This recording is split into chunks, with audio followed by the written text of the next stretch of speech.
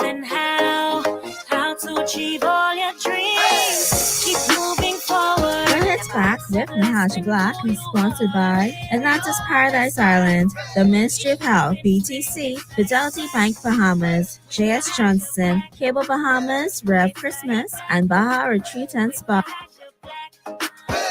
It's it back with Nahaja Black. It's it back with Nahaja Black.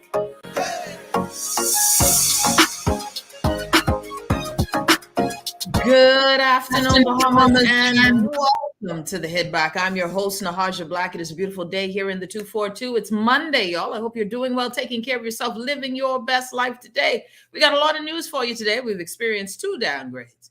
One's bad and one's good. We will discuss that also on the show. There is some discussion of vaccine for kids, the debate of vaccination for kids. I'm looking forward to that conversation as well.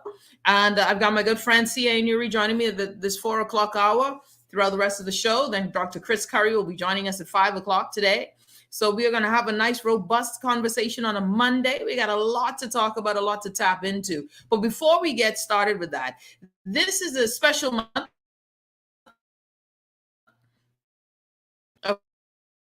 to our brothers, right? There's always seemingly something going on where we seem to miss our young men, miss the generation, miss all of these young men that are impacting the country. I want to welcome on the show with us Mr. David Williams, who is one of the central organizers and founders of this event here in the Bahamas. Mr. Williams, tell me a bit about, well, first of all, welcome to the show. Thank you, and good afternoon to everybody listening in, and to you and Mr. Ca Newry. Since I'm familiar with you all, normally this is my 4 o'clock appointment. Oh, well, look at God, won't he do it? Amen. So, it's a pleasure to have you on the show. Tell us a bit about International Men's Day, but it feels like it's a whole month of activities, Mr. Williams. What happened is International Men's Day, we're partnering with the Zonta Club as well as Department of Gender and Family Affairs. But November 19 is International Men's Day throughout the Caribbean. And we began this in the year, actually 2018. And amazingly, there was a mandate given by the then opposition leader, Mr. Philip Brave Davis, to the president, Mr. Keith Cox, who then contacted Mr. Terence Bettle, now deceased. And Terence Bettle contacted myself. So I'm actually sitting on the spot where we had our first meeting, which was actually at the gym at COB. And there we began the process in 2018. We had a 2019, 2020. And this week we have a week of activities planned to honor our men. All right. So tell us why this is important. First and foremost, Mr. Williams, why is it important to honor our men? Okay, let's look at some of the core objectives of International Men's Day: to promote positive male models, to celebrate men positive contribution, focus on men's health and well-being, and highlight discrimination against males, to improve gender relations and promote gender equality, and to create a better and a safer place for us as men. You know, and this is why we partner with the Department of Gender and Family Affairs, because what we want to do, the theme in particular for this year, is to focus on building better relationships between men and women. And we started out yesterday, actually, on a show that I host on another radio station. And some of our guests, we talked about men's mental health, which is very important. Our guest was Dr. Sean Knowles, who shared with us the emotional and the mental challenges that men are faced with. Dr. Donovan Roll, he spoke about physical fitness, the importance of men building their relationship and improving on their physical health. And Dr. L.V. McMillan spoke on men and spirituality and how we can improve our relationship with God first, and then we can improve our relationship with women. So now, all of the events that are happening, when does this week start, and what are all of the events that's to happen? Tomorrow night, we begin at 7 p.m. at the park in Angliston. We call it a peace and prayer rally. So we want to invite out all the men as well as the ladies to come down to be a part of it. You're going to hear some testimonies from a number of men, in particular, a gentleman who spent some 10 years incarcerated for $500,000 worth of cocaine. And he's going to be there to share his testimony as to how Christ changed and transformed his life and numerous other men. That's for Tuesday night. And then we also have a youth forum, which is taking place Thursday at Chapel of the Hill. It'll be an outdoor event with Pastor Nathan Wells. And so we're inviting the persons can drive up and be a part of it. There's the big stage on the outside. And we're going to have young people, not only in New Providence, but linked with the Family Islands. And young girls, young men will be sharing how can they improve better relationships with one another. And then Thursday night, we're going to have, Thursday night is the youth forum. That's correct. And then on Friday is the big day, which is International Men's Day. And so we want to invite as much men and ladies to come out and support. We will have our Prime Minister on hand, as well as the Minister of Foreign Affairs, Minister the Honorable Fred Mitchell. Also, along with the Prime Minister, the Honorable Philip Brave Davis will be his wife, Mistress Ann Davis. Also, there'll be the Minister responsible for Social Services, the Honorable Obi Whitcomb, and a number of other cabinet ministers and other persons, parliamentary secretaries. And that we were going to honor a number of men from not only New Providence, but throughout the Family Islands. And this year, we have added a new area, recognizing the persons who are disabled.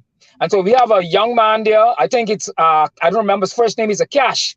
And he will be honored for his work in the disabled community. We also have Miss Erin Brown. She's supposed to be a part of us. I think she might be traveling, but yeah. She's going to be a part of it if she's still here in town. And then Friday night, we're having a adult forum where we're going to have men and women, married couples, as well as single, as well as we're scheduled for a number of other guests to talk about how can men and women improve better relationships between themselves. Oh, one last thing. Keep, as a part of the ceremonies, we're going to honor Terrence Bethel. His family will be there because, like I said, he was one of the original founders along with the President Keith Cox and myself. And so we're going to honor his memory, at least. His family will be there. The Minister of Foreign Affairs, Minister the Honorable Fred Mitchell, will make a presentation to the family. So that's a number of events we have planned to honor our men. Yeah. You know, and thank you so much for that. You know, this is a big topic, and I remember Terrence, you know, loved him. I used to like running into Terrence at Fusion, just randomly. He'd be sitting there and, you know, having his coffee. So he's definitely going to be missed at this event. This was a big deal for him. Many times he and I spoke about what you guys were doing. So let me ask you this before I let you go, Mr. Williams, as you talk about International Men's Week. What is the outcome that you hope for this? Not just this week, but what is the outcome that you hope for our men, our young boys? The outcome is basically tied in with the theme, and that is improving a better relationship between men and women. But one of the key things is we partnered with the Zonda Club in terms of stopping the violence against the women and the young girls. And so that's the outcome. Also, myself and my Kendra Bow, she and I began last year. We had the first program that focused on social. Okay, we had the program under the Department of Corrections, and this was a key program. So this is a part of the outcome. We started a program at the Department of Corrections with 25 young men, sex offenders. We talked about rape prevention, myths of rape, improving conflict resolution. So the outcome of this is to improve and to build better relationship between our men and women. If that can be accomplished as we have the conversation and the various events, that itself will be something positive, and we'd be able to clap hands. We'd be able to leave rejoicing. I also want to mention at Bozen Town, there's a social event planned for the men beginning at 4 p.m. And so we want to invite as much men to come out. There's a backgammon tournament. There's a dominoes tournament. There's a chess tournament. And there will be prizes. So we're hoping to bridge the gap to bring men together, and let's discuss Let's see how we as men can support our women. Let's stop some of the situations what recently happened with the young ladies. Let's talk about the conflict resolution, and let's reach out to men. And the last thing, I work with Prison Fellowship Bahamas. I'm a director. I was at the transitional home where we have a number of men. One young man came to me last night and he said to me, I have an anger issue. I spent 22 years incarcerated because of my anger, and I admitted in court, and the judge sentenced me. And he said, now he needs treatment in that area. And as a result of that, I was able to quickly message Dr. Sean Knowles. He gave me some information, told me who to contact, and promised me he'll follow up. So if we can have the results of reaching out to a man, where a man is willing to be open and to say, hey, I have a challenge, I have a problem, I need help, and be able to facilitate putting them in contact with individuals who are able to assist them and to help them, then I think at the end of the day, this would be a positive outcome. Yeah, no, and that's without a doubt. Tell folks, how can people reach you, see all of these events? Is there a Facebook page? Where do folks get a concise list of all of these events for this week, Mr. Williams? Okay, yes, we do have the International Men's Day Bahamas Committee Facebook page. I will also give my personal number. It's 433-6917. I will repeat it slowly. 433-6917. You can send me a WhatsApp, and I will WhatsApp you a list of all the events and any other information that you wish to be a part of. 433-6917. Mr. Williams, thank you so much. David Williams, International Men's Week. It starts tonight or tomorrow night, you said? So it started yesterday with a show, but tomorrow night, a peace rally at the park at New Angliston, right there on Balfour Avenue, and I think that's I don't remember, but Lincoln Boulevard, right, on Cordova Avenue. Yeah. 7 p.m. Peace rally. Thank you so much. I appreciate it, Mr. Williams. And maybe we do something again where we talk about some of the issues affecting men. Those topics that you hit on sounds like a longer show to me. So thank you so much. Thank you too very much. Appreciate it. All right. You're listening to The Hit Back with Nahaja, Black Guardian Radio 96.9 FM. We got to support, our brothers and sisters, man. I agree with you. And in particular, our men need support. We got a lot of stuff for women, and ladies, we need support. But our men need to know and need help. They need help. A lot of us haven't had fathers to be fathers to us. And, so there is a need for that good male role model. And a lot of our men have tried to figure it out, even with fathers, have tried to figure it out with our brothers, and they've done as good as they can. And we, as women, have to understand that there are limitations for their abilities. As we seek counseling, it's easy for us as women to say we need help. It is built in us, right? We need that village. But men somehow, with the cultural teachings and trainings, have been taught that they've got to solve the problems alone. And when they do reach out, it's not that deep sort of conversation. The other guy might say, this is too touchy-feely for me. I don't know how to handle this. You start hearing stuff like, you like Manny, why are you crying? So this is where we all need some emotional intelligence and realize that these are hurting men. Men are hurting. And, there's a lot of grief in this country, because I always have an issue when we don't seem to grieve the fact that young men are being wiped out by bullets or violent crime. We don't cry aloud enough. We'll be back, though. When we come back, my good friend Ca Newry will be joining me. We got a lot of headline news. Kareem says, power on to powerful. Amen. I like that one. You're listening to The Hit Back with Nahaja, Black Guardian Radio 96.9 FM. We'll be back right after this.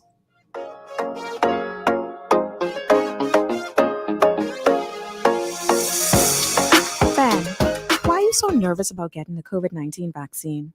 I don't know. I've been hearing the doctors, seeing things on social media. One article say this, one story say that, and I don't think I know enough about the vaccine. Okay, let me help you out. Vaccinated people are less likely to get seriously ill from COVID-19, less likely to be admitted to hospital, and less likely to die from COVID-19. Kelly, I don't want to end up in hospital. Ben, the vaccine even provides protection against the new variants of COVID-19, and that's good news. Kelly, I like how you put it. Thanks. You could help me make my COVID-19 vaccine appointment, please? Definitely. Don't procrastinate. Vaccinate. This message has been brought to you by the Ministry of Health, and this radio station. At Fidelity, the holidays are all about family, spending time with loved ones, and being thankful for the little things in life. Worrying about bills should be the last thing on your mind, especially during the holidays. Let Fidelity help you get your bills under control. Fidelity can also get you started with a real savings plan that actually pays you interest. The only thing you need to think about is what you will do with the savings in your pocket this Christmas. Now that's what I'm talking about. Fidelity Bank is here for you this holiday season because you are family, and family is important to us. This is Guardian Radio 96.9 FM. Fresh news, smart talk, all day. It's the hit back with Nahaja Black. It's the hit back with Nahaja Black. It's the hit back with Nahaja Black. It's the hit back with Nahaja Black. And we're back. You're listening to the Hit Back with Nahaja Black, Guardian Radio 96.9 FM. My good friend, all the way from wherever he is with the green background, Ca Newry. What's up, buddy? Hello, Nahaja. It's always good to be invited to be on your show. That I enjoyed that interview just now. You know, when you felt the passion, I felt the compassion and conviction of the gentleman, and I bought into it. I bought into it, and I wanted to participate. And I'll encourage more men to join in and to help this cause. Men do need help. We need support, and we need ideas. I remember I had the privilege of tutoring at-risk kids. And one of the issues they had was a disconnect with their fellow female counterparts. They just didn't know how to socialize with them. And you would ask, what do you mean you don't know how to socialize? A number of their commentary, which they consider as flirting innocently, which they thought was cute and that girls enjoyed, young women enjoyed, they didn't realize that it was insulting. And they said, what is insulting about telling her that she's shaped nicely and that I want to get to know her and following her because I admire her, and not realizing that that's a rapey type of culture, right? Yeah. So I think that more men need to have this conversation and with fellow men too, so we can understand this is the right way to treat women. This is the right way to have conversations with women. This is the right way to pursue women and understand the hiccups, the anomalies, and so we could just better communicate and get along. But definitely, we men need support. Men need ideas on how to better our lives, how to take care of our children and our wives. And I'm excited about it. I'm definitely excited. Two of the persons on the panel he called Dr. Sean Knowles and Dr. Donovan Roll, I went to school with, coincidentally. So I kind of feel privileged that such men of such caliber went to a particular school and are doing well. And they are champion the cause of men, and that they are on board with this. And that this is a good cause happening. And I may have to go down there and beat up some people on playing some chess and see what kind of prize they have down there. Well, listen, I was thinking when he said it, I didn't hear him say checkers, because my daddy is a checker champion. And again, my daddy has beat people in checkers a lot, and he's trash talk. And I know he's listening, and he's trash talk, and he stutters. So this would be a long-winded trash talk. Oh, God. It'll take some time, but it is land heavy. And I like it for it. Oh, it is hurt. He said loud, and it'll take a while. Straight palm. Oh. He's called everybody a ham, but then the ham don't come out quick. It'll take a while to be a ham. But boy, by the time that land, game over. Yes. Game over. He's a champion. Shout out to my dad, who I love to pieces. I know he's laughing right now. I just know it. Love you, Roger. CA, how you doing, buddy? You look good in purple. Well, back in the days when I used to model, I kind of carry off a number of colors, but that fuchsia and pink is my color. And you should see me looking in the closet, what color to wear? And out of all of the pink shirts, I said, let me go with purple because I should look debonair in this purple shirt. I didn't say all of that, but I guess. Okay. If that's the kind of Monday you having. Yes. All righty. All right. I mean, I support you, buddy. I appreciate the support. Here for you any kind of time. we need to highlight Bahamian models, and I find that there needs to be a movement to speak about us retired models and to encourage us and to help and mentor the new age models of the Bahamas. And I think that's, like Miss Pia Glover, they need to bring us back. They need to bring us back, because I haven't walked the runway in some years now. I put on some weight. What happened, Cecil? You put on some weight? I put on some weight, but I still look good. Okay. All right. Ask the wife. Yeah, I still look good. I mean, the wife loves you. That's what that papers make us do, The paper makes you good and in bad, and sickness and in health. That's what it is. Yeah. I'm surprised. I support her supporting me. That's good. That's a good wife. Just keep on pressing on. Keep pressing on. All right. See, happy to know they brought back the retired models. You know, we got how many beauty? Okay, we have Bryce, former beauty queen, right? Yes. And Pia Glover.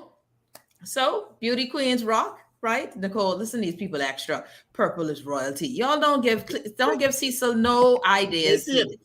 They see it. It reminds me of when I was younger and I told people I was a Nigerian Prince. It didn't go well when I got older, but I mean, it helped me when dealing with my inferiority complex in early grade 7, grade 8. That I was some African prince, I had a whole tribe, so it's good, and followers and mind you, it could sell. You could have gotten yourself a bride, even. It could sell. It could mail sell. ordered. I could have imported her, but it didn't work out. No. Yeah. Someone says he got a great smile for camera. That's about it. Sonny says, I want you to ask him about his modeling days. No, I'm not going down that rabbit hole. No. No, this is a real show. Swimsuit model too. Briefs. I had briefs. I wore a lot of briefs. You may have seen some pictures around. You just didn't know that it was me on WhatsApp.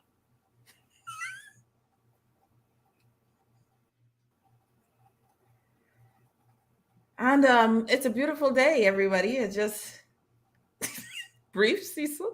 Yeah, briefs? A lot of briefs. I try to have a sensible show at least once a week. I really try to do this. You just don't make it easy. You shouldn't invite me. You just shouldn't invite me if you're not supposed to agenda. I try to have an adult show, and briefs. Really? Yeah. On WhatsApp. No, WhatsApp. I still can forward them, and I have a couple on my phone. They didn't make it to magazines, though. No. But model all the same. Yeah. Right. All right, well, look at God sparing our eyes. Someone say, "What's up, Daddy?" Oh, it's a hit back with Nahaja Black Monday. Cecil is a "What's up" model, everyone. 2 for 10. 2 for 10. Oh, okay. Someone says way too much info, Cecil. Way too much. All right. It's a beautiful Monday. Flashbacks. Yeah, no, you have me flashing back to what I hope would never be a reality. I gotta ask your wife. See some of the WhatsApp pictures. It's a beautiful day, everyone. Hope you're doing well, taking care of yourself. Rain says, "Blessed Redeemer." Thank you, Wayne. Rain knows we have to go and pray because Cecil talking the most fool on this Good Monday. All right, everybody. So we got a lot of stuff to talk about today, CA. Our good friend Chris Curry, Dr. Curry, will be joining us at 5. We also have Cable Bahamas is doing this promotion for the holidays. Cecil, have you ever won anything recently? Like you win anything? I don't win anything. I won recently. I need to win more stuff. I don't like paying for things. My favorite morning television show, I won on that. So. Oh yes. What's the name of the show? Bahamas at Sunrise. Bahamas at Sunrise. Yes. Yeah, Bahamas at Sunrise. Look at you winning stuff. I mean, I can't win nothing. I can't even. Well, wait. No, technically that cruise thing wasn't a winning thing. But you're going there free all the same. Yeah, that was free. That was definitely free. Free for free, free. All right. So we got some stuff in the news today. We got, of course, the announcement came right after the show. My good friend Ca Newry joining us on the show today. The announcement came. I think I got the S&P report Saturday morning. The S&P report Saturday morning was that we were going to be downgraded, but I want to read it to you a little bit because it sounded so upbeat. For them saying, "You look bad, but you're smaller than you was last week. It felt like a kind of a, like, listen, I ain't gonna lie to you, still look tore up. And for that, I can't date you now. But I heard you getting a coupon for body wax and like sugaring. So let's talk next month. That's how it came across to me. Like we kind of, we still tore up right now. And but I feel as if you're gonna run into some cash, and I might date you. So let's talk. I thought it was the most interesting like rejection ever. Like the best letter of you ain't worth it, but it ain't me, it's you. I wanted to get your thoughts on the downgrade, CA. It reminded me of a Facebook friend of mine's, right? She is or was 540 pounds. And now she's being promoted all over social media of losing 100 pounds in 1 month. Mind you, she's still big. She's still big now, right? But you can see that she's slimming down, and we need to congratulate her for that, right? But that being said, it's always good to get bad news in a positive, upbeat way. And it gives the country hope that things can change. So I appreciate it. I am used to Standard & Poor and Moody downgrade in the Bahamas. Mm-hmm. This no longer put me in that panic where I complain so much. I just say deal with it. I see Mr. Halkidas said that the government will respond. We have some initiatives, and I feel positive about it. So I see money coming. Money's on the ground. I think the singing bishop sang a song about that money coming, and tourism is upbeat, right? The hotels are up to 70-80% in occupancy. I think there's going to be a strong Christmas, and I think things are returning to how it was almost pre-COVID. Yeah. So I expect that there'll be some upgrades in the immediate and short future. Yeah, I'm with you on that as well. I mean, listen, I had to read this thing about 3 times just to make sure what they were saying was what they were saying, because it felt like it was positive, but it was definitely negative. So, so I had to. It was the weirdest. They were clear what they said, right? It says, okay, so this is what it was. The lingering financial impacts of Hurricane Dorian and the COVID-19 pandemic has considerably reduced the Bahamas' fiscal flexibility and its capacity to address future shocks. The failure of successive governments to implement timely and effective reforms has weakened public finances, created a high debt burden, and increased funding pressure. Sounds normal. Yeah. Sounds like, consecutive years of downgrading info. We are lowering our long-term foreign and local currency sovereign credit ratings on the Bahamas to B+ from BB-. The stable outlook reflects our view that an improving economy will bolster government revenues even in the absence of meaningful fiscal reforms. And I'm like, okay, well, the stable outlook. I was like, where that outlook is? You just told me you lowering us. But the stable outlook reflects our view that an improving economy will bolster government revenues even in the absence of meaningful fiscal reform. I was like, I hear you. I don't feel you. It just was a weird statement. I appreciate what they said. I understood that we are ahead in our I'm trying to get the right word for it. You're the economist. We are ahead with our numbers. With our projections, our predictions, and I believe they see that. They see that money is coming, that the tourism is returning.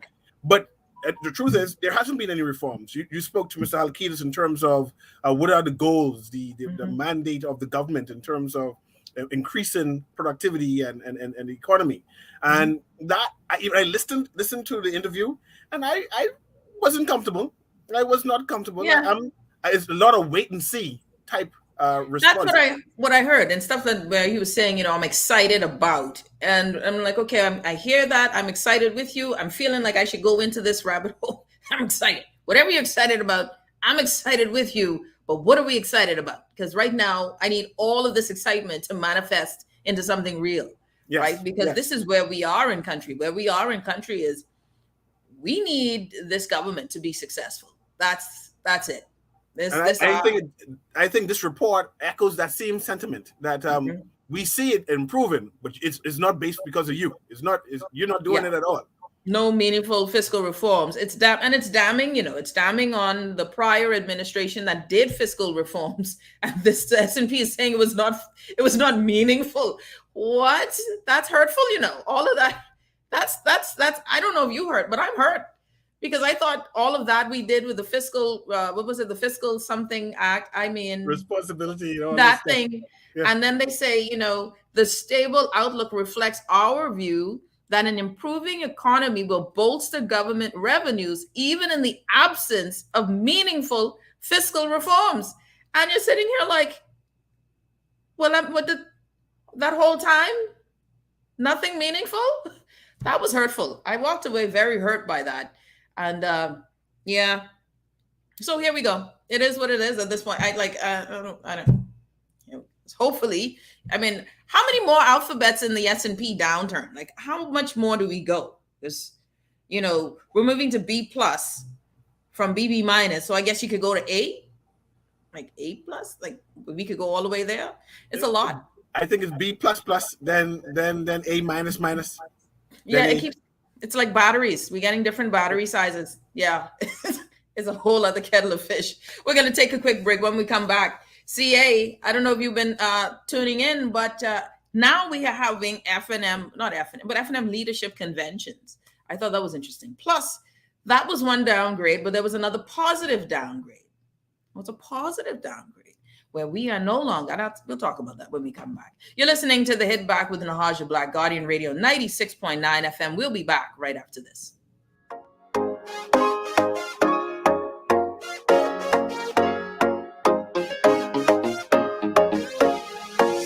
We are working to protect our country, our people, and our livelihoods so that we can move forward. The vaccine is safe. The vaccine is easy. The vaccine is essential for our recovery. If we want to rebuild our economy, if we want to get back to our jobs, if we want to get back to our lives, our families, we must do this together. Rev customers already get more channels, more sports, and more speed. Now, we're giving more Christmas with up to $250,000 in cash and prizes. Sign up or upgrade to Rev Trio to win prizes like rent and mortgage payments, trips to see your favorite sports teams, plus up to $20,000 in our Rev Cash Vault. Want to win more Christmas? Call 601-8992 today and ask for Rev Trio. Rev, you and us together. This is Guardian Radio 96.9 FM. Fresh news, smart talk, all day. It's the Hit Back with Nahaja Black. It's the Hit Back with Nahaja Black. It's the Hit Back with Nahaja Black. It's the Hit Back with Nahaja Black.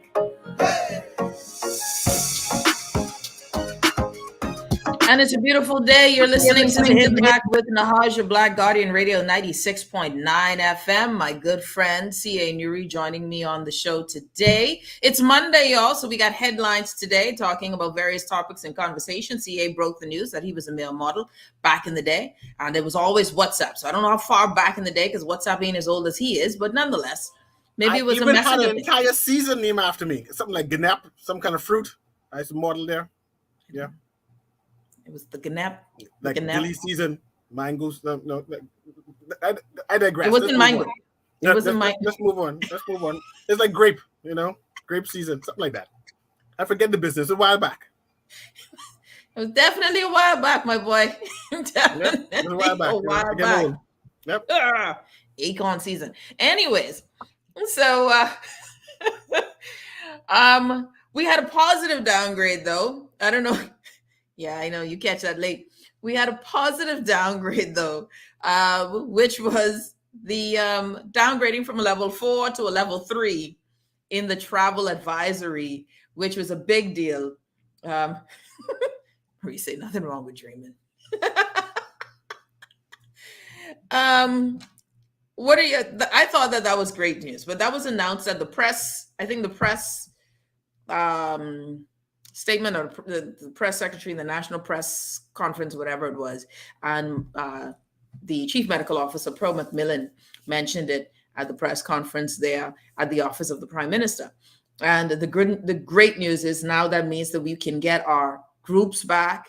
We can get all of these different conventions. All of these things can come back into country now that America has reduced the level from 4 to 3. And you know what I was supposed to check? I wonder what our global COVID rating is now. I would like to know what our global COVID, you remember, because we were following that, the GCI, Global COVID Index. I have to check, CA. But your thoughts on the numbers now coming to the point where we are able to move from level 4 to level 3, and what that means for us. I think it's obviously it's great news.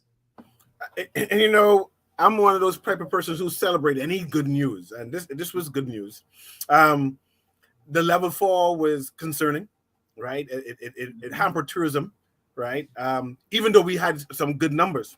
So I think this level 3 will also encourage tourism and more people to feel comfortable to come to Bahamas and socialize with us. It tells a tale about what is happening on the ground, right? And numbers are trending downward. The hospitalization is going downward. The serious sickness is going downward, and it's something for Bahamians to celebrate, because we are doing something right. I'm always encouraging people to wear the mask, always encouraging people to social distance, and follow the regular protocols, right? I see that the government has adopted their new mandate by discontinuing the emergency orders and following this new laws they plan to enact. And that's something to celebrate also, that we are matured enough to do that. And we'll see how Bahamians are able to manage within such situations moving forward, you know? And that's something I celebrate, and kudos to the government, kudos to all of those persons on the front line who are dealing with this. Yeah, and someone our GCI rating we're 104, so we've moved up quite a bit. Moved up a lot, quite a bit. Now, from first to the last two, kind of in the middle. Kind of in the middle. I got to figure out exactly where that ranks overall with other countries in terms of. Well, obviously we know where we are, 104 out of 180, but I wonder what are the factors for it. But that's interesting. That's actually pretty good. You know, our recovery index out of 100 is 53.45, and 100 being the best, 0 being the worst. Okay, so we're better than worse. We tipping over closer to. We got some sort of sense to where we probably were second to last. So there is movement. But by the grace of God, go us. Hello. You know? Now we had a big event over at Breezes, and the big question or concern is all of these people not social distancing, not wearing masks, etc. How does that affect our COVID numbers? Was that a giant mistake? And Nahaja, even though I appreciate your sentiments and the concern, I'm just asking. I want to commend the organizers for what they attempted to pull off and what were the prerequisite to go in.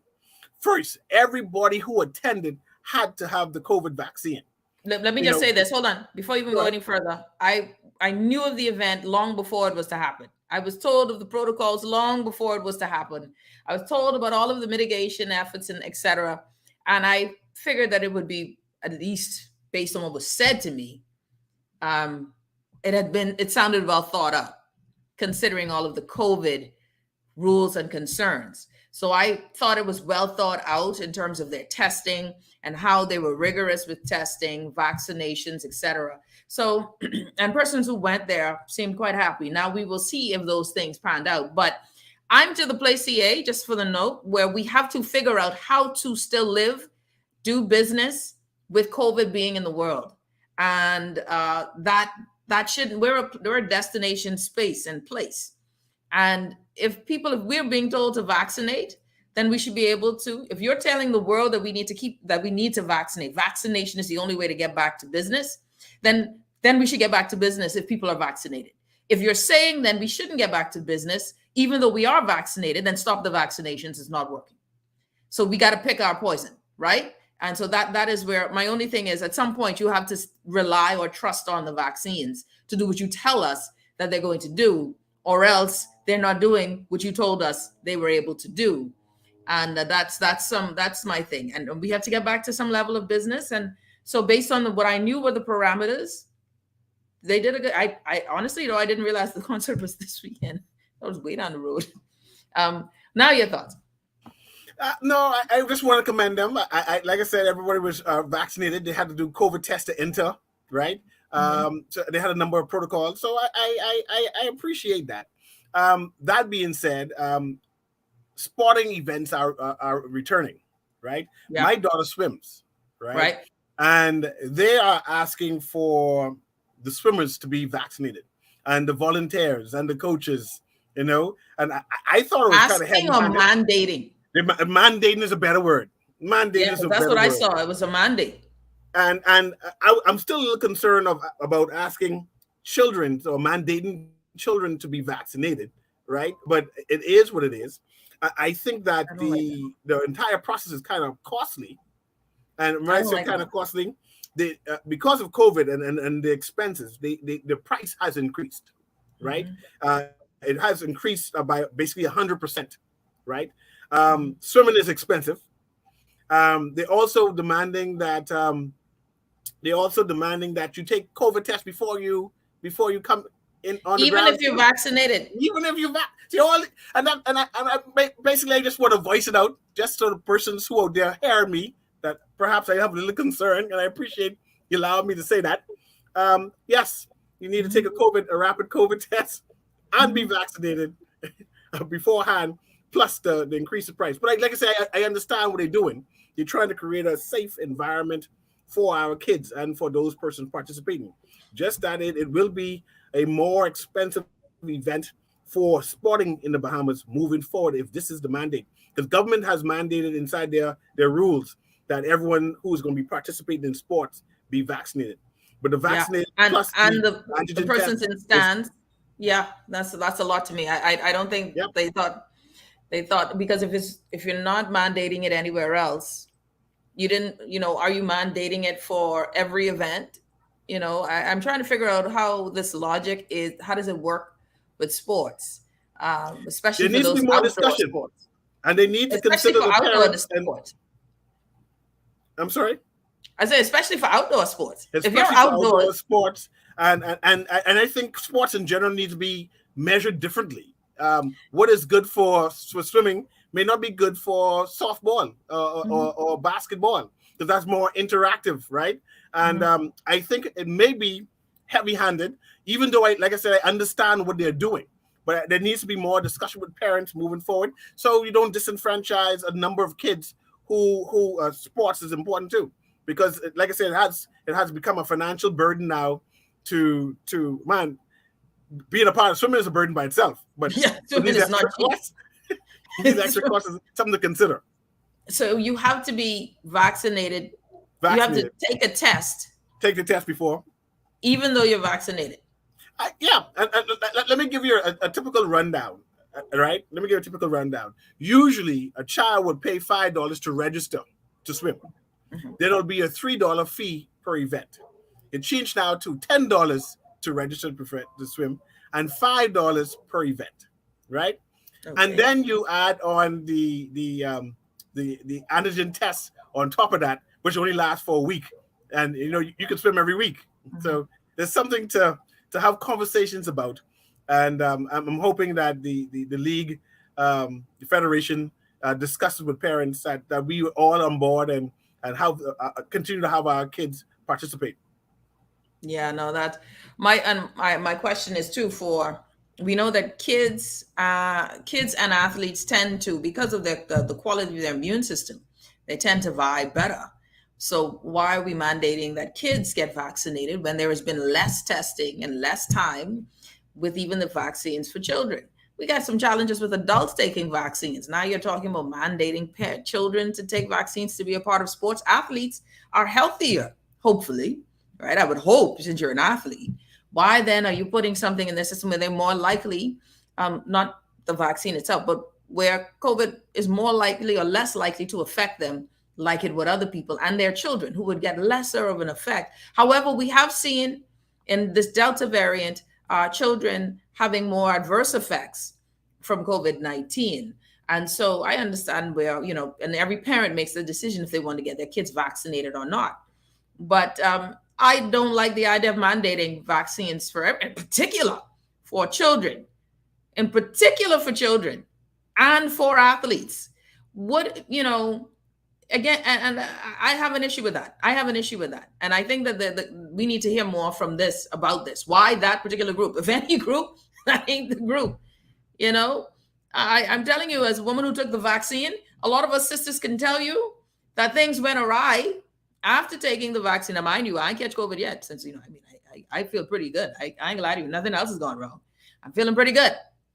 But, a lot of us women could call the hotline and say, some things ain't working with the clock no more that they used to.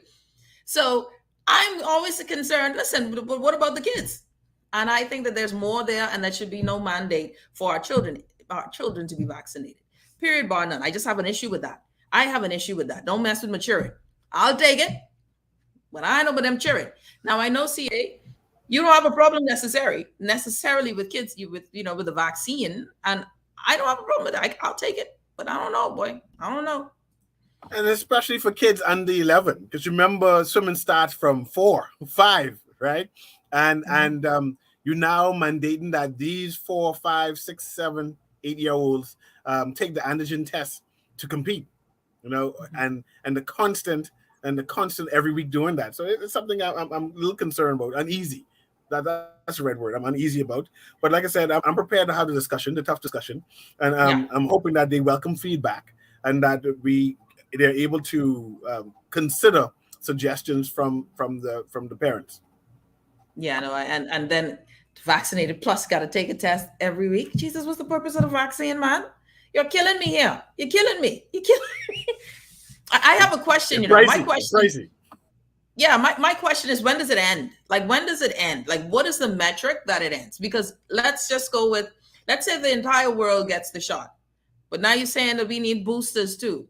You're talking with studies about efficacy. Let's say the entire world gets the shot.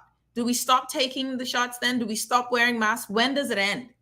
Because if we are talking about an inevitable fourth wave, right? Countries that have 80% vaccinations are getting COVID again. Are we chasing our tail by testing for COVID? Right? Like when does it end? Nobody said, how do you know when it ends? Because we were told when you get vaccinated, you'll be straight. But we still catching it. We're still catching it if you're vaccinated. There are reports, and I know one for certain, you could be vaccinated and succumb to it. So when does it end? And my whole thing is, are we talking perpetual for forever COVID tests? All we're doing is making people rich. 900,000 tests were allegedly done by one company in 1 year. Put that at $145 a piece. All right.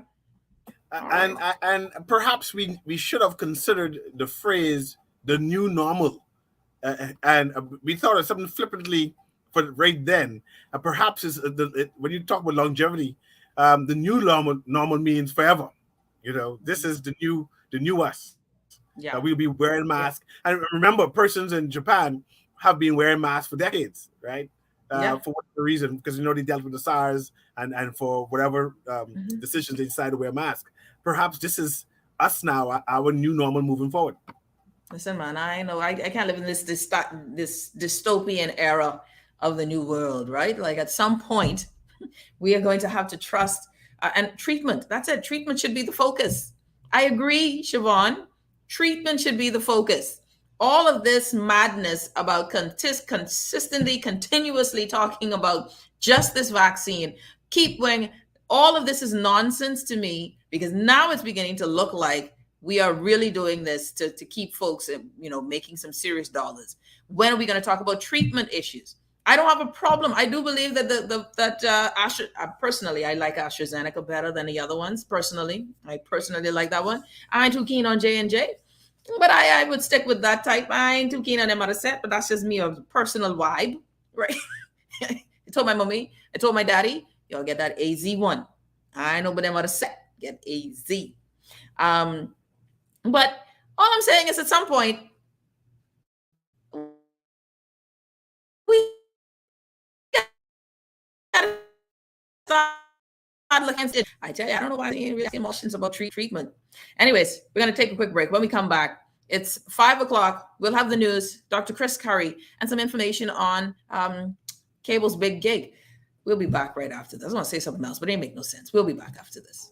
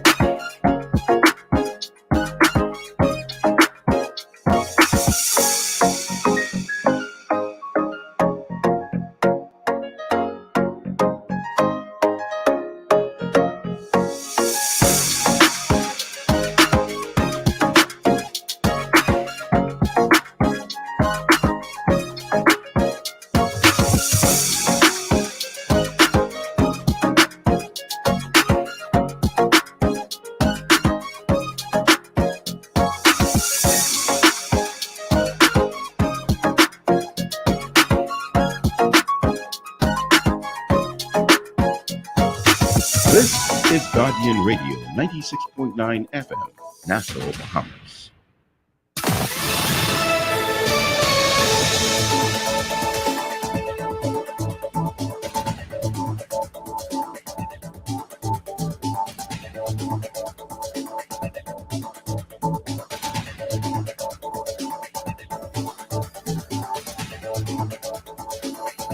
Good afternoon. I'm Tashina Robinson with your Guardian Network News headlines at 5.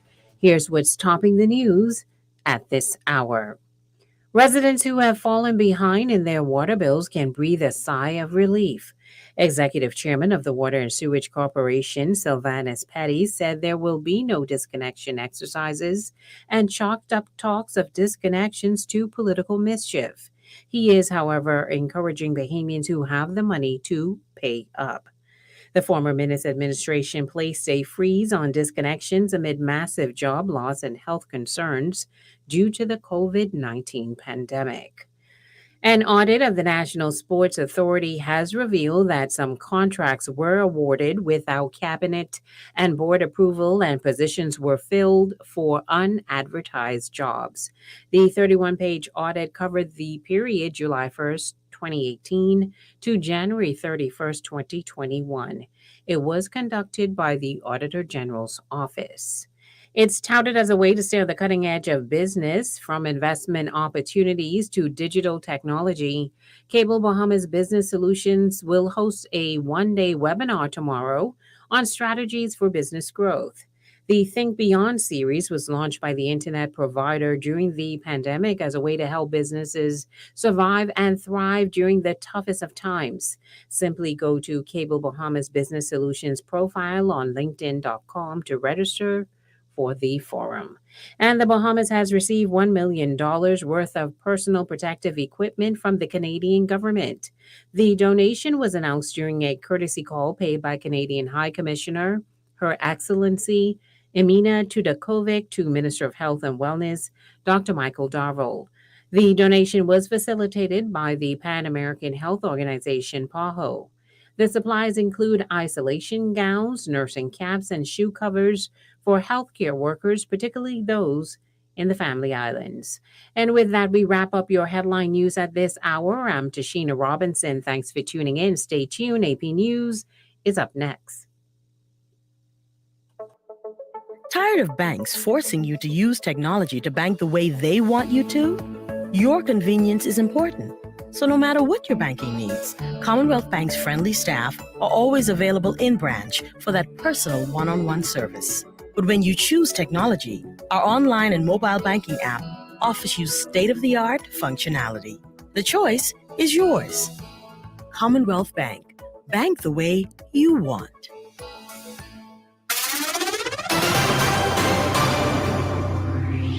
infrastructure. I'm Tim McGuire with an AP News Minute.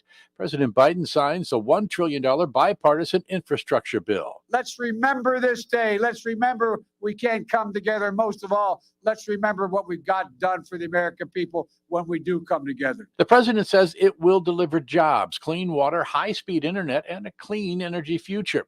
Support for Biden has taken a hit amid rising inflation and the inability to fully shake the public health and economic risks from COVID-19. A Russian test missile destroyed an old satellite in orbit, leaving a field of some 1,500 scattered pieces of debris near the orbit of the International Space Station. Russia's dangerous and irresponsible behavior jeopardizes the long-term sustainability of our outer space. State Department spokesman Ned Price. The debris forced the space station crew, including 2 Russians, to briefly seek shelter in docked capsules. NASA says the heightened debris threat might continue for another couple of days. I'm Tim McGuire.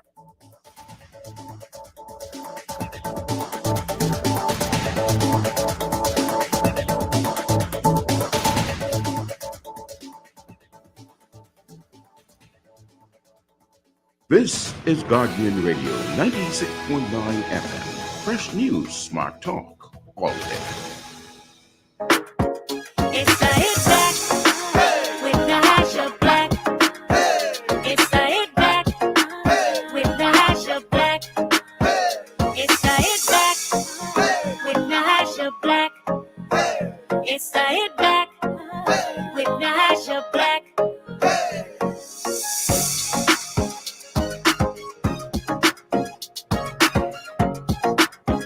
And we're back. You're listening to the Hit Back with Nahaja Black, Guardian Radio 96.9 FM. I got my good friend Ca Newry joining me, and special guest as always. Now, look, I feel like we should have him as a regular on Monday, Ca. Dr. Chris Curry, you know, one of the yeah, look at you. Good, so good to see you, buddy. And nobody's gonna I always get excited to see my cousin. You know, it's always good. Yes. Only family here today. It's good to be here on the show. I'm just so moved by how we look alike. This is a powerful family, man. This is a You powerful just don't family. squint your eyes enough. If you squint your eyes, you can see striking resemblance. Look at the forehead. Yes, it's all in the forehead. Yes. I don't even know what I'm supposed to be looking for. Shine? Is this what I'm supposed to be looking for? Breathe? Absolutely. It's so good to have you both on the show with me today. It's Monday. Chris, always a pleasure to have you on. Of course, Ca Newry has divulged so many manly things, like he was a male model only for WhatsApp. And then he modeled briefs. And I feel like all of us should take a moment of just pure joy that we missed that segment of his life. I think all of us who are not privy to the briefs of Ca. I made a lot of money back then. Just saying. It paid the bills. I wasn't ready for that part. I said paid the bills. I was not ready. All right. So, Chris, before we get moving and switching gears, right? I wanted to ask your thoughts on, and people just keep on laughing at you, laughing with you, Ca, not laughing at you, laughing with you. I wanted to get your thoughts, Chris, on the 2 downgrades, one good, one bad. That's what I want to know. The one bad is, of course, S&P said that they got they're lowering us from a B to a B plus, from a B minus, but our stable outlook, is giving them some optimism of our growth, even though we did no meaningful fiscal reforms prior. So that's one thing. And then the other one is the positive downgrade, where we move from level 4 to level 3. I wanted to get your thoughts. Well, when you talk about the Bahamian economy, we have to remember that our GDP masks the real economic woes that our country is really going through, and really has been going through for 2 decades. We'd like to think that, things were better before Dorian and COVID-19, but the reality, we haven't had any real economic growth of 2 to 3%, even 4% since around 2002. Remember, we had Francis and Jean. We had the global economic recession and the banks closing in the U.S. around 2008. We had the war on terror that affected us even before that, 2001, and 9/11. We just had a series of unfortunate circumstances globally that have impacted our tourism industry, which, as you know, is our bread and butter, is the goose that lays the golden egg. And so while we can boast, I saw a stat today somewhere that said the Bahamas has the healthiest economy in the region. We're ranked number one. But, that was based on GDP. Well, if you take out Port New Providence, Paradise Island, and Lyford Key, and all the wealthy people that contribute to that GDP, really what we have is a growing chasm in our society between the haves and the have-nots. And we haven't generated real economic growth that can be measured, and it's something other than GDP, in some time. So I think that downgrade speaks to the continuation of a malaise that has lasted a long time. I think the other side, the upgrade, is really good. I know everyone is so excited about it with tourism and on all of that. But, the warning, the cautionary flag there is we must always be prepared for another wave of COVID. We can't celebrate just yet. I know we're out of November 13th and all those curfews are a thing of the past. They're in the rearview mirror now. But in the front on the dashboard that I'm looking at as I'm driving around is we got to still take the precautionary measures, the distancing, still got to wear my mask. Yep. Still got to wash my hands, really wash my hands. Still got to do the things that we were told that we had to do for a long time. I won't lie to you, right? This excessive washing of hands, this is not good for my nails. I just want you to know there's some oils. I need to travel with oils. This is just not good for my cuticles. Yeah, I was saying that today. My nails are looking pretty dry right now.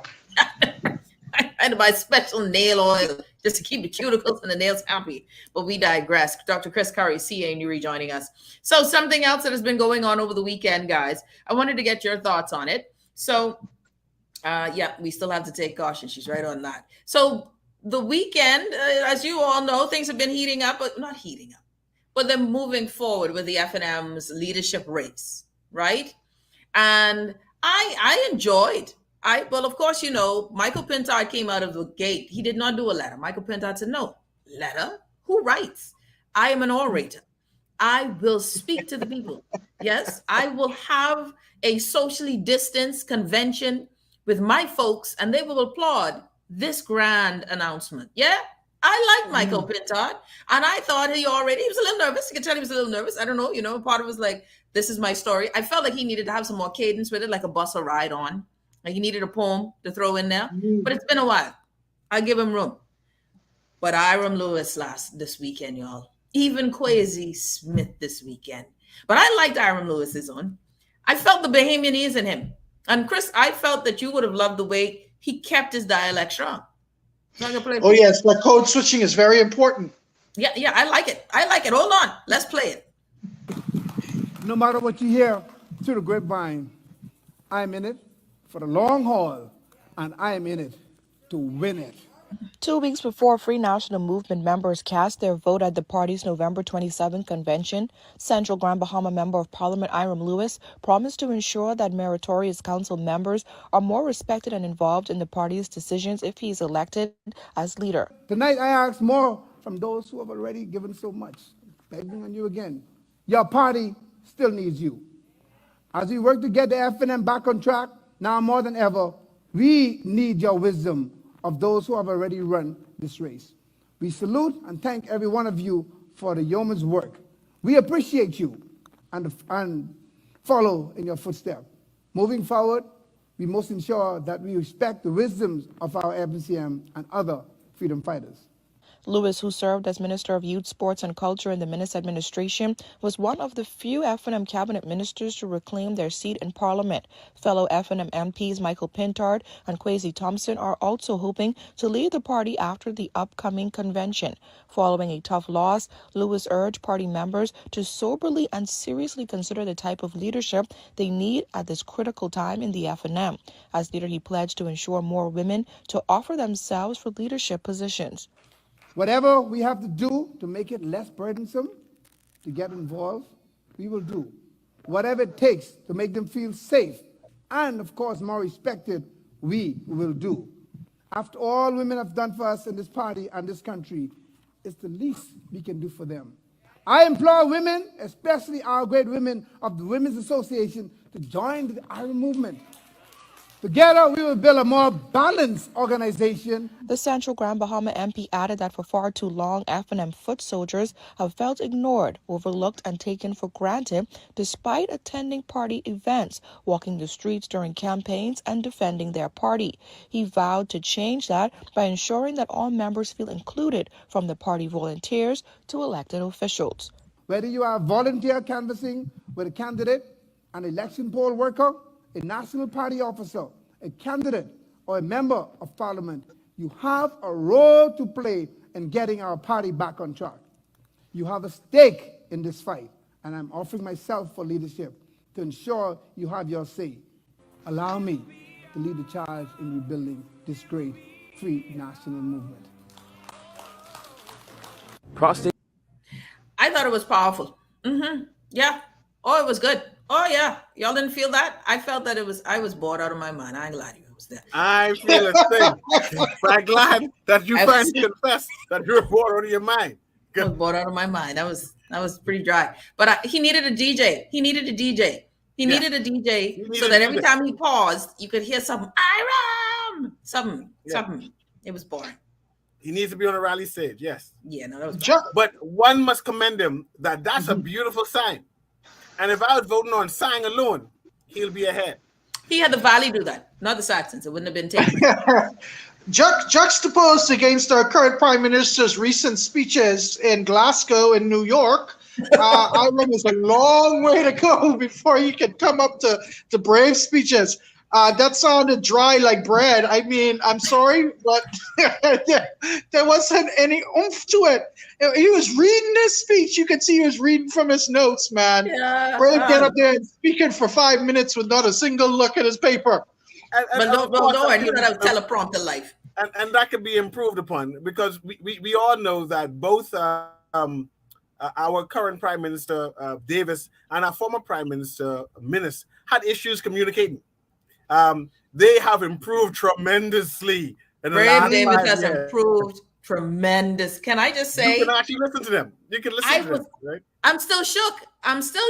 I did not see my PM carrying on like how he carried on with these speeches. Shout out to PM Davis, making us all look good on the international stage. But back to Ira. Back to Ira. Now, mind you, was that a hotel or some kind of hall? Because I look in the background and see that wooden floor and got concerned. But that's a hall. That can't be a hotel. I don't think one, unless it's a hotel. That might be. That is Amelia open yet? I don't know what to say. I don't know what I need to borrow space. I don't know, but that did not look appealing. I just say it. It didn't look. It was it was pretty dull. It just was pretty dull. And I noticed, though, that he was trying to appeal to everybody, meritorious, stalwart, your ladies, your trench workers, your street workers, everybody. This is a big tent. You could fit under my tent. That's what it seemed like to me. Everybody in the party, vote for me. Yeah, I think he needs to call calling all. What was it? Calling all pause? Isn't that from Paw Patrol? I feel like he's calling all pause, just like everybody. Come. Mm-hmm. I don't know. I don't know. I feel for it. It might just work for him. So we wait. I'm hoping that on the 18th that we have a surprise horse inside this race. I'm waiting. Do you think that this can't be it? This can't be. We need to have a surprise candidate come out at the last minute and endorsed by Hubert Alexander Ingram, and someone who claims he can mend all the factions that are in the FNM, which we know exist. There's about 4 factions. Boy, I don't know. Is it Dwayne Sands? I need Dwayne to enter the race. Give me something to talk about, man. Dwayne, enter the race. Dwayne Sands, Dr. Dwayne Sands, enter the race. I've heard from a lot of FNMs that say, no, well, Dwayne isn't the guy anymore. He didn't win his seat. But there got to be someone else you bring in onto the floor. Because it's not an exciting bunch, but is it exciting enough for the Free National Movement? Well, what's also interesting is that you have like the cannibalizing of the Grand Bahamas area, because it's like Pintard going against Lewis. I'm surprised. Quasi's thrown in his 2 cents to see. It's like Grand Bahama in this race. We need at least have someone from the Nassau. But no, man, the second city is going to be the first. Don't get watching about time. Don't you think it's about time a prime minister came from Grand Bahama so the Grand Bahama finally can get roads, finally can get roofs, finally can get the attention that they've been asking for decades? Give Grand Bahama a prime minister. Grand Bahama, you deserve it. I feel like what's the name of that praise and worship song? You deserve it. They need that one. They need that. Get your PM, Grand Bahama. Maybe that's the song Lewis should have led off with. That should be his campaign song. But definitely, music is important. Moving forward, music is important. That's the key word. He needs music because that was dry as chip. That was bad. But people clapped. And I think he should have used that as a sound effect through the entire thing. It was really bad. I didn't know. Maybe it's the news too. Blame the news. Because we only saw in that clip what we saw in the clip. Yes. You know? So it could have had great music and we edited it.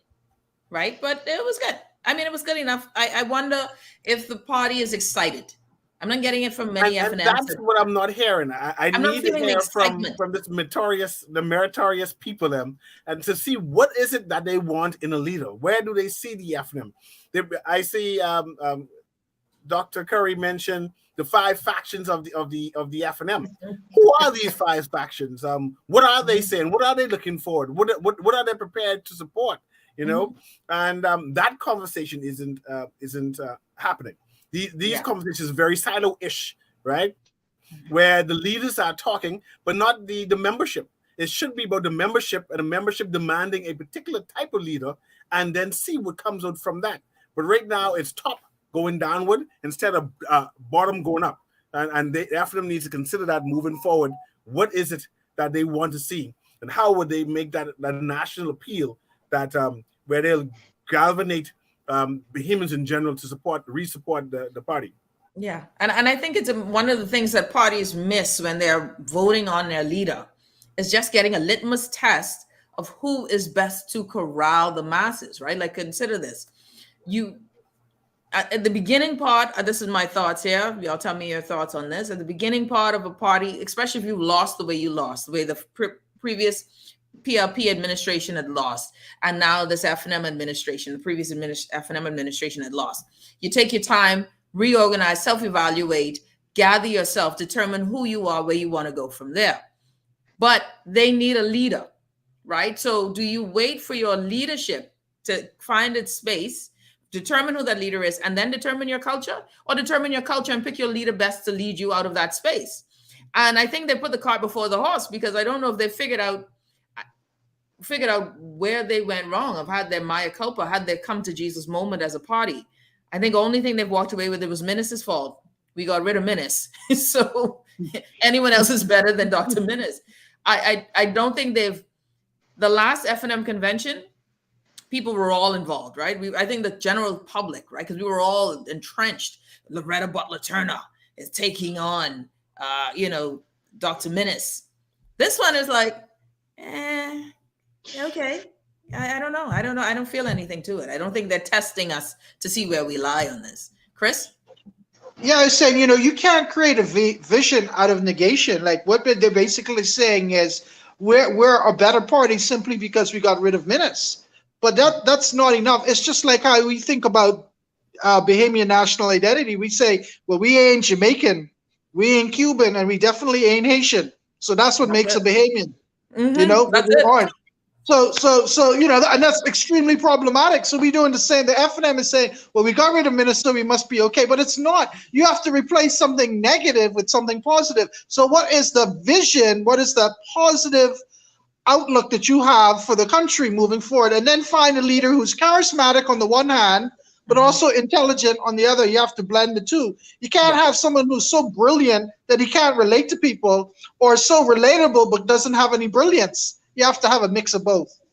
I don't know who he was calling which was which. I don't know if he was trying to say something, Chris. I'm going to go with you just giving examples. You ain't trying to say nothing.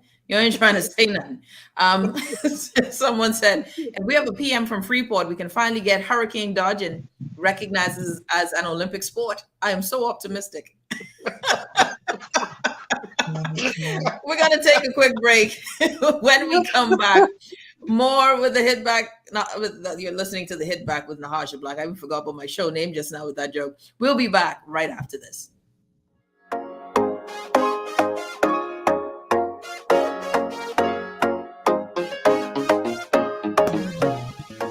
J.S. Johnson Insurance agents are the best. Reliable service, we've been on the scene, protecting since 1919. J.S. Johnson Insurance has the test. You're always covering me. J.S.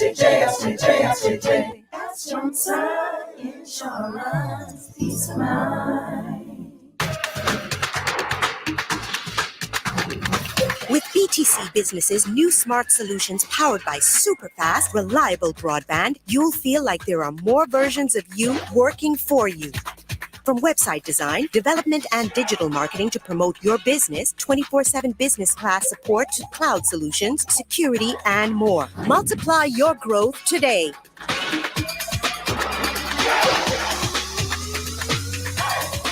This is Guardian Radio 96.9 FM. Fresh news, smart talk, all day. It's the hit back with Nahaja Black. It's the hit back with Nahaja Black. It's the hit back with Nahaja Black.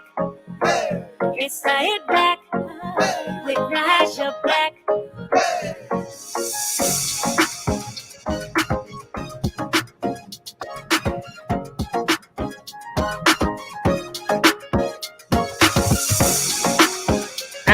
We're back. You're listening to the Hit Back with Nahaja Black, my good friends Ca Newry and Dr. Chris Curry joining us.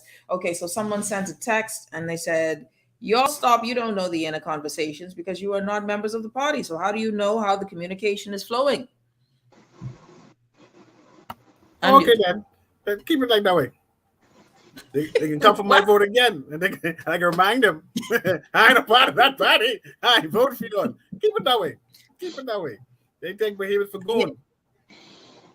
You know, my whole thing is, though, again, there has to be, you test it. You just test it, right? You test it. Now, mind you, the three contenders, if they're the only three that chooses to run, well, then that's the only three that chooses to run, and the party will make a choice then. And of course, you can call another election later down if you find that you get closer. Isn't it? When is elections? I think elections are supposed to be every 2 years or something like that. So you have time if you find that, okay, this was good for now. This season is good for now. We can, before 2027, I think that's the next one. The election is not 26. That you may decide that someone else is better suited based on the situations presented today. But I will say, if the party's happy, that's what we saying, right? Because if the party's happy, then they happy, and they ain't got nothing to do with us anyway. I remember when it was Brave Davis who was nominated or made leader. I'm sitting there, okay, that's what you're doing? Okay, if you're all happy. Well, who knew minutes could be this terrible? But we digress. And the prime ministers looked very good internationally. I got to give him credit. The man, the prime minister has been exceptional. And I was not expecting him to be as good as he was. When we were getting quoted next to Mia Motley, I feel like it's a win. I'm going with that, Chris. I think it's a win. I think we're winning on the international scene. So I just wanted to see. So why are you shaking your head? Chris, why are you shaking your head? No, I agree completely. I think he's right up there with me. She's number one. He's like 1B, you know. He's really good. She has got a lot of gravitas. A lot of people like her because of the way that she speaks. She speaks with passion. She speaks from her heart. And he has really done well. I don't know if he's being coached by the wife, the holder of the office of the first lady, but I just say whoever is there in his ear helping him, he's definitely done really good. He's done really good.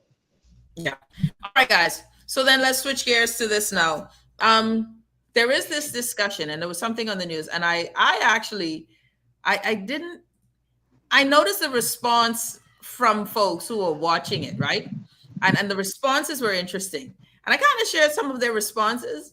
But I thought, to me, I laughed a bit because, of course, now we're talking about vaccinations or vaccines. The doctors are saying we're making vaccinations. By the way, no one is saying vaccinations are mandatory for children.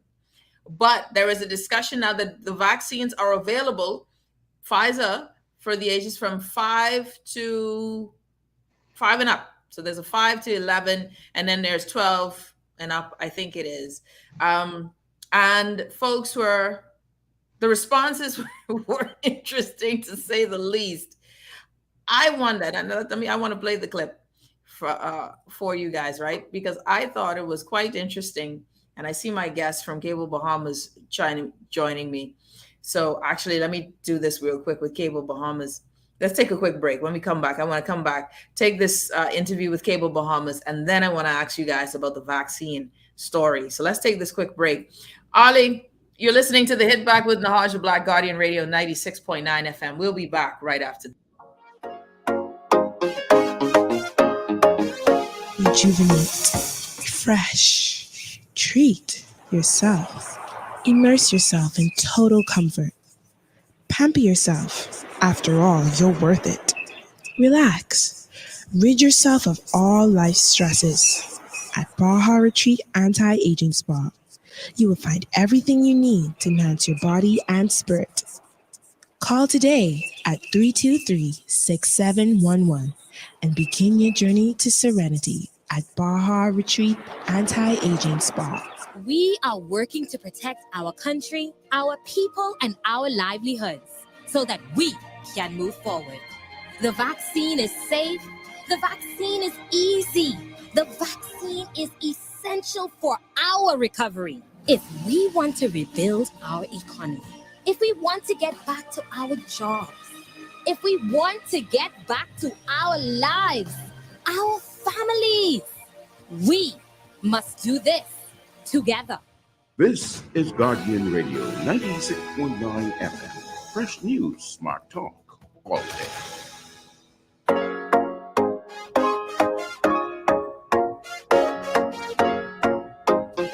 And we're back. You're listening to the Hit Back with Nahaja Black, Guardian Radio 96.9 FM. I want to welcome to the show Mark from Rev TV, Cable Bahamas. Mark, welcome to the show. How are you?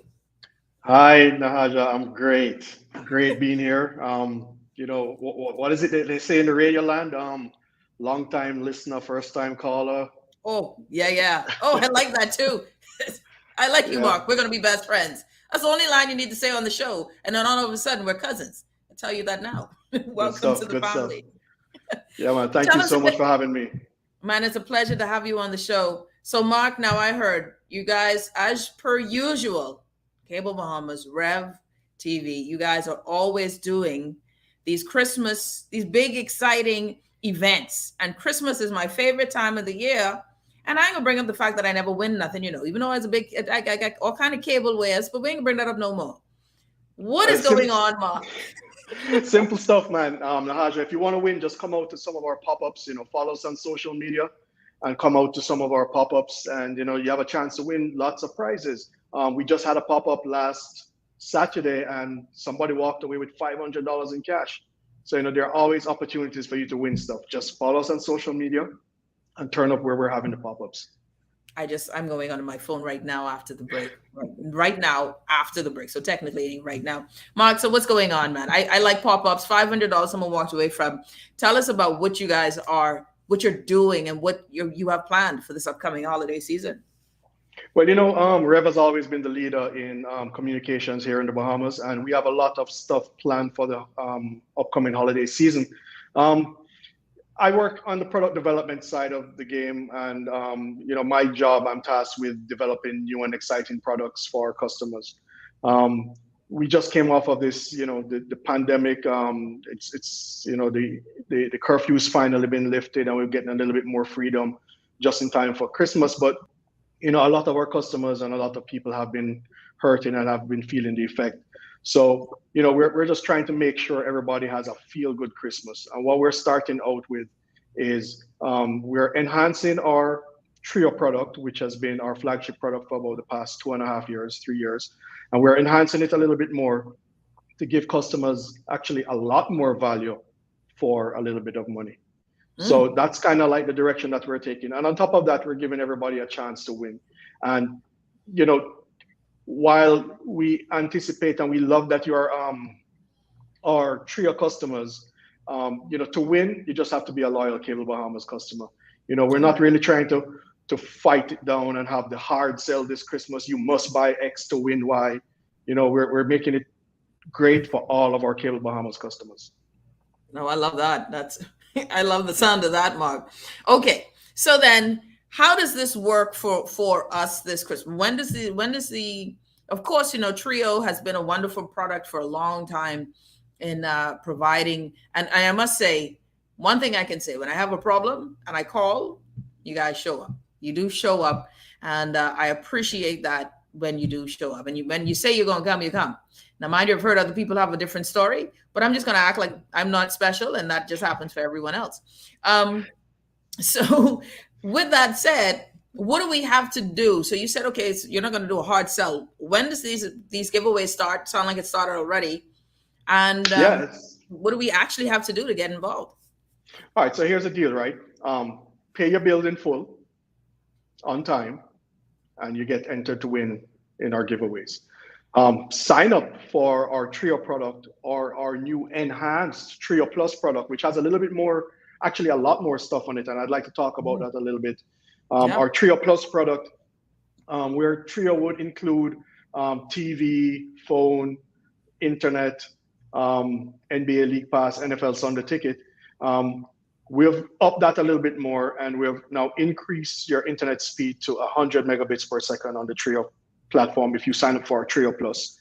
We have added 10 channels of HBO, so you can get a lot of content.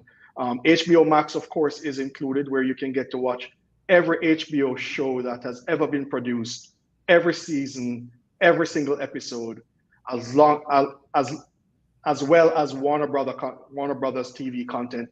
I mean, cool stuff, like stuff from my generation, like the Jetsons. Well, actually, Jetsons is not my generation. I was about to say, Mark, what generation? But what kind of anti-aging you taking? Yeah, growing up when we only had one TV station and TV used to sign on at 6:30 in the afternoon, and we only had 15 minutes of cartoons. You know, the Jetsons was really appreciated, and every episode from every season of the Jetsons is included. The Sopranos, Sex and the City, all these classic HBO shows, they're all there, and as well as first run content that is available like 30 days after they have been released in the theater is also available there. So all that, and plus we're also including our new product, which is called the Eero. I don't know if you're familiar with it, but it's a Wi-Fi mesh. And what we tend to find out is that a lot of our customers, when they do complain about they're having poor internet service, it's not really poor internet service, but poor Wi-Fi service within their home.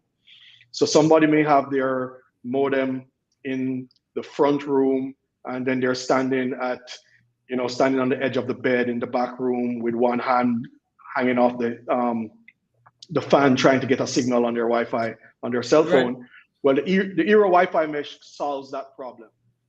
You get two satellite mesh devices. You plug it into your router, and you plug it somewhere else in your home where you have poor service, and the majority of your Wi-Fi problems are solved. And what's great about this is that, you know, if you have kids at home, and you know, I have an 11-year-old, and you know, the pandemic has been really trying on her, and you know, she's been doing remote school, but of course with remote school comes access to electronic devices, and we can't be sitting down there and paying attention at all points just to make sure that she's doing what she's supposed to be doing on the device. So what this does is that it enables you to set limits for your kids. You can set schedules for your kids. You can say, okay, you know, your tablet turns on at 7:30 a.m. and it turns off at this time. Block certain content. You can't partake in any of these adult websites. And it has predetermined age brackets that you could take advantage of. And you know, you could set your kids on that, and you could pause for dinner time, and you know, it just helps to regulate it a little bit more. And the Eero product is a wonderful product, and we're also including this for free with the Trio Plus package. Okay, tell me more about that Eero. How much is it by itself if I already got Trio? Sorry, this is just now me and you now, Mark. I don't even have a radio show. All right, if it's by yourself and you already have Trio, you can get it for $10 a month. Go on then. All right. Right. Yeah. Just so you know that this device, a lot of people have come to us and say, oh, well, I could just buy this device for myself. But a comparable device to what we're offering, if you go on like Amazon or anywhere like that, it's $500 a one-time fee. And it's $500, then you have to ship it down. And anything goes wrong with it, you have to figure out how you're going to get recourse for fixing it. Any kind of troubleshooting, you need to reach out to, the seller, the vendor, and try and get troubleshooting. What we're offering you is $10 a month. You get it inside your house right away. We have a relationship with the Eero company, so we have all back office support. So you have any problems, you call us and we'll support it. And at $10 a month rental, if BPL or the power company acts up and there's a surge going your way and it gets fried, we'll just replace it for free. No, So you're talking. it's a great deal. Yeah, no. Now you're talking because you just gave me insurance I couldn't get from my power company. Someone says you have to do something about the channels blacking out though. They've been a long time Trio customer, and they're having this challenge, and they don't feel the love because they've been a long time Trio customer. What would you say to that client? Just bear in mind that our teams are always working on it, and there's a lot of problems with blackout because some of the blackouts have to do with the content providers. While we have licenses to carry the channels here in the Bahamas, there may be independent producers of certain shows that do not license those channels to air that content outside of the United States. One of the most recent ones was I think it was a Princess Diana documentary on CNN, probably Saturday night. The owners of the copyright for that documentary told CNN that they cannot share that outside of the United States. So by law, we have to black it out. But bear in mind that the majority of these content will eventually be available at a later date. You just have to keep checking your guide, and we're doing our best effort to make sure that we keep our customers in the know as to when these contents will be available. And if the customer is still not feeling the love, come on down to one of our pop-ups, pay your bill in full, and enter to win. You could just have a really good time in our cash draw. So my bill has to be paid up in full, or I just have to pay that month up in full? I need to just check out, Mark. I just need to know which is. Yeah, man, you just need to come there, and whatever your bill, just pay up your bill in full. So, yep. All right, when is the next pop-up, Mark? The next pop-up is happening this week, Saturday. I'm not 100% sure of the location just yet, but just make sure that you guys do follow us on Instagram. Our Facebook social media is extremely active, and you'll get all your answers there if you just keep in touch. Fantastic. Mark, thank you so much. Appreciate you, my friend. And what do you call it? Eero? Eero. Eero. Yep. How do you spell it? It's EERO. EERO. No, I need to know that. We shall talk again, Mark, my friend, because I need an Eero. I got all these. Definitely. We'll make sure you. Yeah. It's really amazing once you start using it. You'll just be wondering, like, what was I doing before this? Yeah. And before I wrap up, Nahaja, I just want to say I do enjoy your show, and one of the greatest shows that you had, I think, was the one with the Chinese ambassador. I thoroughly enjoyed it, and even my 11-year-old daughter, she was like, "No, don't change the channel. I want to hear what she has to say." Oh. So keep doing the good work, and keep in touch, and we'll make sure that you get hooked up with your Eero. I will. Thank you so much, Mark. And that was one of my favorite shows of all time as well. So thank you. Tell your daughter I said hello. Thank you so much. We'll do that. All right. Thank you. Thank you. Bye-bye. That was Mark from Rev. Everyone, listen, go ahead. I'm going to get that Eero. I'm getting that for my kids. That's a done deal. I'm going to get that. And if you have any challenges at all, please go and call them. I've had to, one time I had to raise Cain one night, could not get online. And they thoroughly went through that process to help me get resolved. And late night, it was all thing. So special shout out to them. We'll be right back. When we come back, Ca Newry, Dr. Chris Curry, we will be back right after this. It's the hit back with Nahaja Black. It's the hit back with Nahaja Black. It's the hit back with Nahaja Black. rejuvenate, refresh, treat yourself. Immerse yourself in total comfort. Pamper yourself. After all, you're worth it. Relax. Rid yourself of all life stresses. At Baja Retreat Anti-Aging Spa, you will find everything you need to enhance your body and spirit. Call today at 323-6711 and begin your journey to serenity at Baja Retreat Anti-Aging Spa. We are working to protect our country, our people, and our livelihoods so that we can move forward. The vaccine is safe. The vaccine is easy. The vaccine is essential for our recovery. If we want to rebuild our economy, if we want to get back to our jobs, if we want to get back to our lives, our families, we must do this together. This is Guardian Radio 96.9 FM. Fresh news, smart talk, all day. It's the hit back with Nahaja Black. It's the hit back with Nahaja Black. It's the hit back. And we're back. You're listening to the Hit Back with Nahaja Black, Guardian Radio 96.9 FM. My good friend C.A. Newry and Dr. Chris Curry joining me on the show. Want to make note tomorrow, Dr. Edrika Richardson will be joining me on the show tomorrow. And there's a particular season I've never heard anything about. It isn't winter, fall, spring, none of that. None of those things. Chris and CA, have you ever heard of cuffing season? Take that as a no. Now, if you just say, have I heard about mango season? I would have answered you, right? But cuffing season. Is that have something to do with hugging? Maybe it does. It's cuffing. It's a very odd one, and I'm not going to say anything else until tomorrow's show. But Chris, when you hear it, what comes to mind?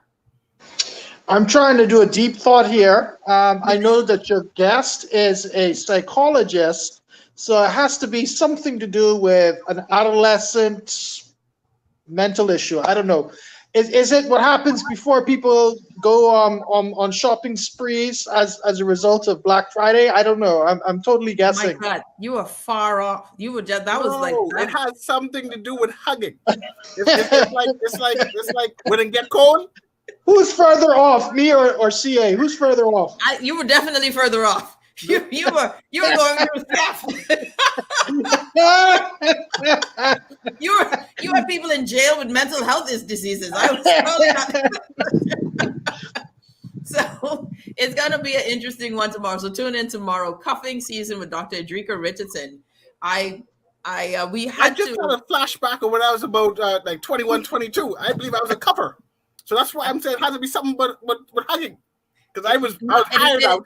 It's not cupping, not CUPP. It's no, cuffing. It's like FF.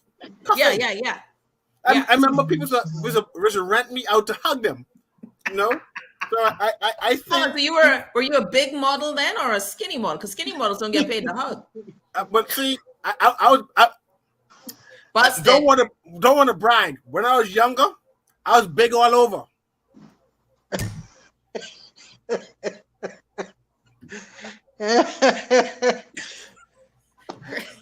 Chris, what was that? I can't say anything, Nahaja. I don't even know why do we do this. Someone says it's also known as live blanket season. Live blanket season. All right, so tomorrow, Dr. Edrika Richardson, we're talking cuffing season. You're going to be quite entertained with that show tomorrow. I can put money on it. Okay, so before we go, I wanted your thoughts. So kids are being vaccinated. Well, not they are. Of course, children have been vaccinated. Once we got the Pfizer vaccine, children were getting vaccinated. From 12 to 18, I think was that vaccine there that was approved. And now we have a new vaccine, right? We now have a new vaccine that is approved for younger children, our primary school age children. Someone says, sounds physical. I had a Jamaican teacher that would threaten to cuff you. COVID has been mild variant with our kids. Over the last year with the new Delta variant, we've seen an alarming increase of children being admitted for COVID. Pediatrician Dr. Deshaun Saunders says young children are still at risk for developing severe COVID-19, and for some, the effects can be lasting. We've had an increased number of children being hospitalized with COVID, some as young as 26 days. And when we look at the complications of COVID, we have seen a tremendous amount. We've had a lot of kids where it's affected their heart, where from MISC, which is multi-system inflammatory syndrome in children. As recent as last week, we just had a child that was discharged, and it caused long-term complications with his heart. So if you're considering the vaccine for young children, here's what doctors say you should know. It's a lower dose, so it's actually a third of the dose that an adult would get. They may have side effects, so they may have the soreness of the arm, the redness of the arm, they may have a mild fever, fatigue, but the side effects are very minimal. As with many developments concerning COVID-19 and the vaccine, Dr. Saunders says there is a lot of misinformation on social media, but pediatricians can help to answer questions and concerns. A lot of parents' concern is fertility, and it may affect their kids, but there is nothing related, and vaccines are safe, and vaccines have always been safe. With schools reopening for hybrid learning in a matter of weeks, vaccinations are expected to help reduce the risk of severe illness. Once the vaccine is available, to make use of it, it will actually improve school openings. Reporting for our news, I'm Christina Dragovich. All right, guys, your thoughts. What? Nothing? My thought is it's a great thing. I know that, of course, I'm in a house with a pediatrician. My wife and my daughter is fully vaccinated at 15, but you're now talking about getting down to an age of 5. I can understand there'd be some apprehension just because of the tender age, but I agree. I concur with the pediatrician there, Dr. Was it Dr. Johnson? I think it's a great thing. Yeah. CA? Well, now we're gonna act like he's frozen now. Is that a good thing? I like the word vaccine. And COVID, the COVID vaccine, the idea that it's being declared a vaccine, that's what stuck to me. That it's a vaccine. I don't get it. I don't get it. What are you trying to say here? I'm not comfortable with that wording, but it is what it is. I support people taking it. I've seen the ill effects of COVID. I've had a number of persons I personally know who have died.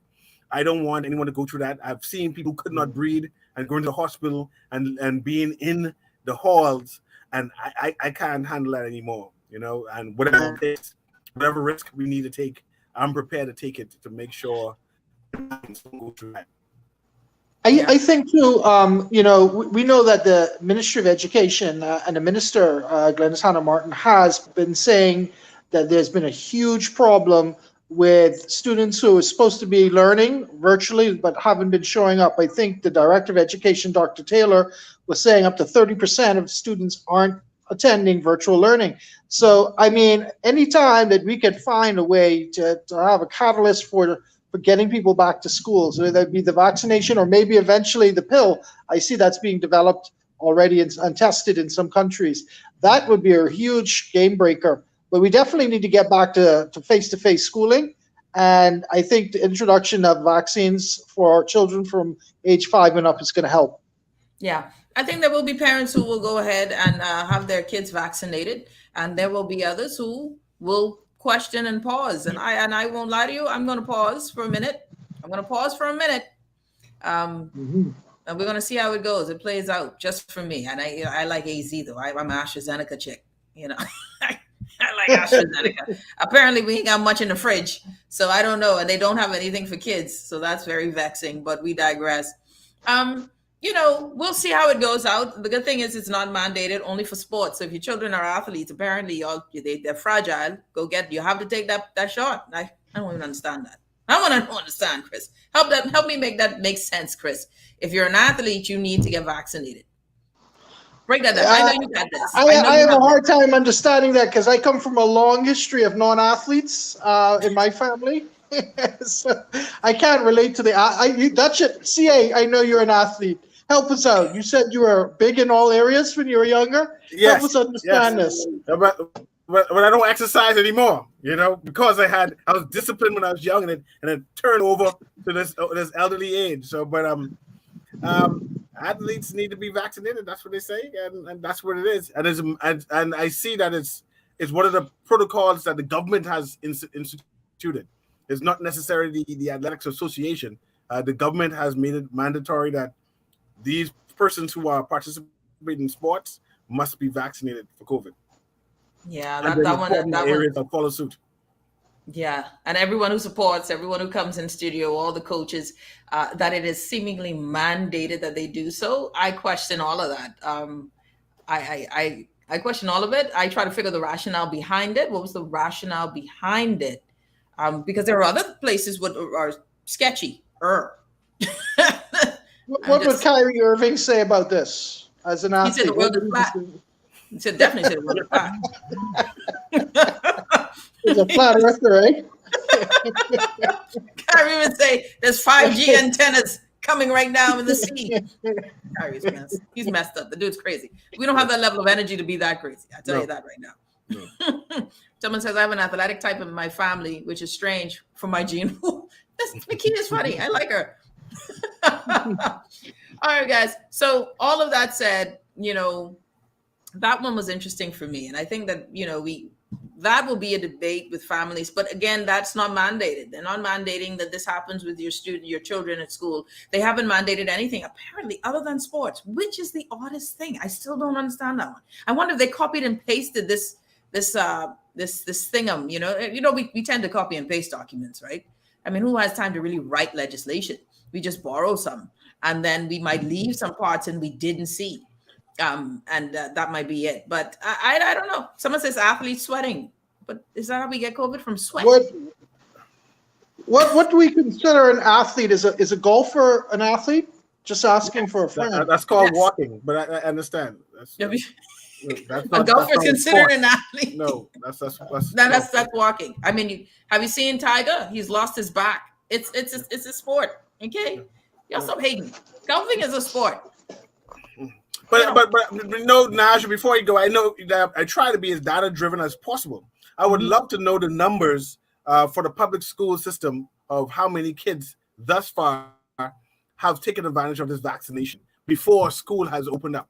What type of mechanism has the government put in place to encourage public school persons to be vaccinated? What is the numbers for the teachers? How many of them in the public school system is vaccinated? Yeah. These are the discussion we should be having. Shouldn't there be a pop-up vaccination center at each school that you could come in and make perhaps a week before school and say, man, I get vaccinated to go to school beforehand, right? I believe you facilitate parents and you facilitate kids.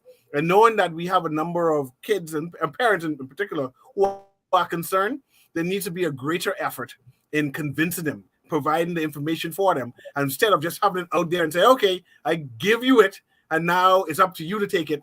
We need to shepherd our people. Our people need shepherds. You need to have that shepherd stick and guide them through the pathway, or we'll go astray and fall off the cliff. So I'm hoping that our Minister of Education shepherd these people. Shepherd these people. You're just a hot mess. I think he said we need a shepherding stick. I think, well, we've been saying this a long time ago. Public education is important, right? And if you hear, we are doing more ads, but it doesn't stop, it doesn't stop the fact that there are questions that need to be asked and answered very matter-of-factly. Like I still say at this point, when does it end? Give me more information. How can we call it a vaccine? Or say that we, are we saying that, hey, we're going to continue to get vaccinated, but then we know that you can still catch it. So it's not as if it's stopping it. So what happens if I catch it? Am I now ostracized again because I've caught it? But we're 80%. Wasn't that supposed to be natural herd immunity herd immunity levels? Do we keep counting the cases of COVID to keep the alarmist nature? Or are we going to find treatments that says, okay, listen, you got COVID. It's like, okay, we could treat this. And that is where we need to get to. Their treatment protocols, like I said, I had Dr. Chetty on. There are things that we could be doing, but we're waiting, I guess, for this, I guess the big daddies to tell us what to do in this whole thing. I think that there has to be, we got to go. I hear my music. I know we got to go. You're listening to The Hit Back with Nahaja Ca Newry. Chris, we lost Chris. Everyone have a good day. See you tomorrow with Dr. E. Questionable government contracts under scrutiny. Fire victims picking up the pieces of their lives and the